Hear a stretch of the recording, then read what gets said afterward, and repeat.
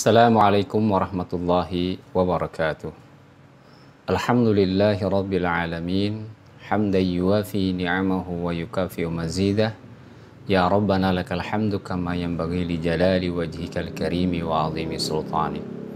Subhanaka la nuhsi sanan 'alaika anta kama athnaita 'ala nafsik. Falakal hamdu hatta tarda wa lakal hamdu idza radita wa lakal hamdu ba'da ridha.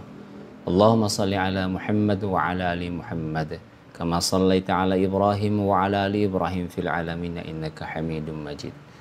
Hadirin yang dirahmati Allah Subhanahu wa taala, di hari yang kelima ini insyaallah kita sama-sama akan merenungkan makna suratul Baqarah ayat yang ke-22, yakni Allah Subhanahu wa taala sebagai pemberi segala kenikmatan. A'udzu billahi samil alim minasyaitonir rajim. Bismillahirrahmanirrahim. Alladzi ja'ala lakumul arda firasyan was samaa'a binaa'a wa anzala minas samaa'i maa'an fa akhraja bihi minats thamarati rizqan lakum fala taj'alu lillahi andadan wa antum ta'lamun.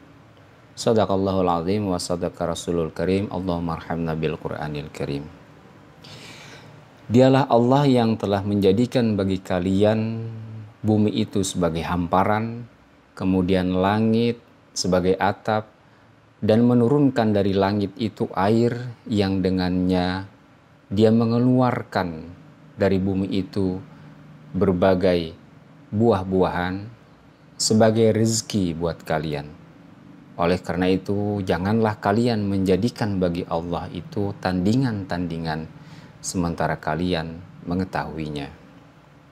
Hadirin yang dirahmati Allah Subhanahu wa taala, kalimat yang pertama, alladzi ja'ala lakumul arda.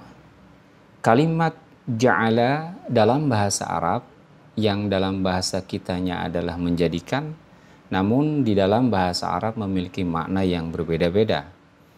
Imam Al-Qurtubi menjelaskan makna yang pertama adalah wa ya'ti bi makna khalaqa. Jadi makna ja'ala yang pertama adalah khalaqa, menciptakan.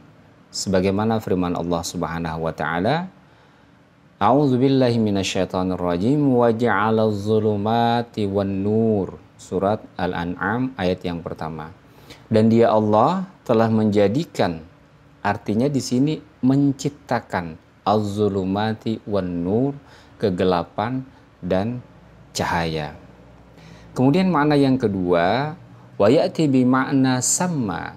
Makna yang kedua, ja'ala itu adalah sama, menamai, sebagaimana firman Allah di dalam surat Az-Zukhruf ayat yang ke-13, Inna ja'alnahu Qur'anan Arabiyyan.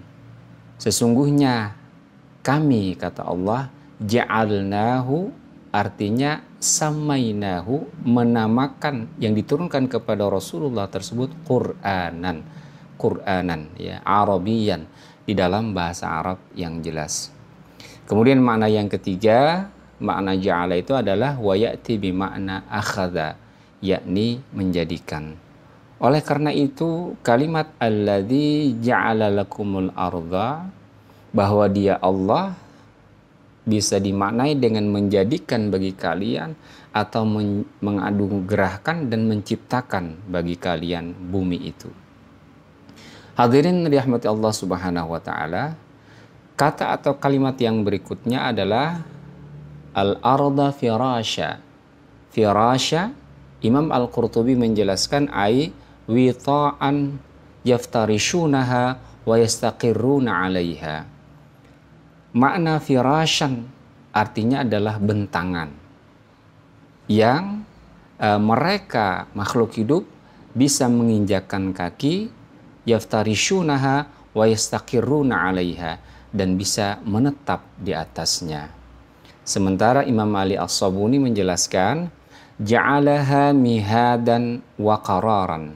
Jadi Allah Subhanahu wa taala menjadikan bumi itu sebagai pembaringan atau tempat tidur atau sebagai lantai qararan yang bisa kalian menginjakan kaki dan tinggal.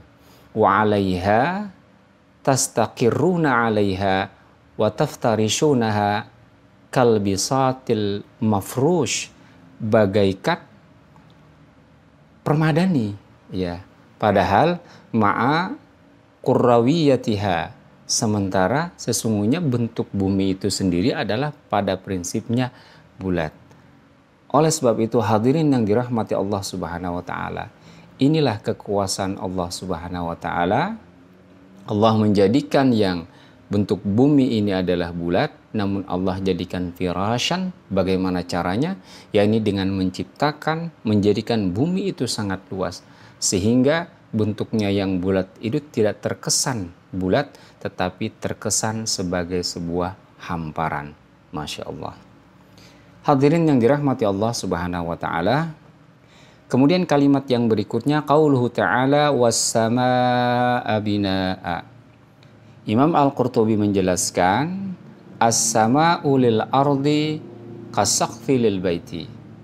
Artinya dalam kalimat ini maksudnya adalah langit itu bagi bumi bagaikan atap pada sebuah rumah. Walihada qala qaulul haq. Ini adalah sebuah kesimpulan yang benar sebagaimana firman Allah Subhanahu wa taala di dalam surat Al-Anbiya ayat yang ke-32. A'udzu billahi minasyaitonir rajim. Wa ja'alnas samaa'a saqfan mahfudha. Sesungguhnya kami, kata Allah, telah menjadikan langit itu sebagai saqfan, sebagai atap mahfudha, yang dijaga atau yang dipelihara. Hadirin rahimakumullah. Kemudian kalimat yang berikutnya dari ayat ini adalah wa anzala minas samaa'i maa'a, dan kami telah menurunkan dari langit tersebut air. Imam Ali As-Sabuni menjelaskan mataran azban furatan. Yang dimaksudkan dengan Allah Subhanahu wa taala menurunkan dari langit itu air adalah air yang bersifat tawar. Masya Allah. Mataran azban furatan anzalahu biqudratihi minas sahab, yang telah Allah turunkan dengan kekuasaannya dari awan. Hadirin rahimakumullah. Barangkali air itu yang tadinya asin, kebanyakan dari laut, kemudian menguap, terkondensasi di atas awan, dan kemudian diturunkan kembali dalam bentuk air yang baik, dalam bentuk air tawar yang berguna bagi seluruh makhluk hidup. Hadirin yang dirahmati Allah Subhanahu wa taala. Kalimat yang berikutnya adalah fa akhraja bihi minas samarati rizqan lakum. Maka dengannya Allah Subhanahu wa taala mengeluarkan dari bumi tersebut minas samarati, dari berbagai buah-buahan, rizqan lakum, sebagai rezeki untuk kalian. Wal ma'na fil ayati, Al-Qurtubi menjelaskan makna ayat ini adalah akhrajna lakum alwanan minas samarat. Sesungguhnya kami, kata Allah, telah mengeluarkan bagi kalian dari perut bumi ini alwanan minas samarat, berbagai macam buah-buahan, wa anwa'an minan nabat, dan berbagai ragam tentang tumbuh-tumbuhan, rizqan ta'aman lakum wa alafan lidawabbatikum, sebagai konsumsi, sebagai makanan bagi kalian dan untuk ternak-ternak kalian. Hadirin rahimakumullah, kondisi ini lebih rinci dijelaskan Allah Subhanahu wa taala di dalam surat Abasa. Wa qad bayyana hadza qauluhu ta'ala, a'udzu billahi minasyaitonir rajim, anna sababnal ma'a sabba thumma syaqaqnal arda syaqqa fa'ambatna fiha habban wa 'inaban wa qadba wa zaitunan wa nakhla wa hadaiqa ghulba wa fakihatan wa abba mata'an lakum wa li'an'amikum. Sesungguhnya kami curahkan air itu dengan sebaik-baiknya dari langit. kemudian kami belah, tsumma syaqaqnal arda syaqqa, kemudian kami belah bumi ini dengan sebaik-baik belahan. Fa'ambatna fiha habba, dengannya tumbuh biji-bijian. Wa inabaw wa qadba, demikian pula anggur dan sayur-sayuran. Wa zaituna wa nakhla, demikian juga tumbuh zaitun dan kurma. Wa hadaiqa gulba, kebun-kebun yang lebat. Wa fakihatan wa abba, dan berbagai buah-buahan serta rumput-rumputan. Buat apa semua itu? Mata'al lakum wa li'an'amikum, sebagai kenikmatan buat kalian wahai manusia dan untuk ternak-ternak kalian. Masya Allah.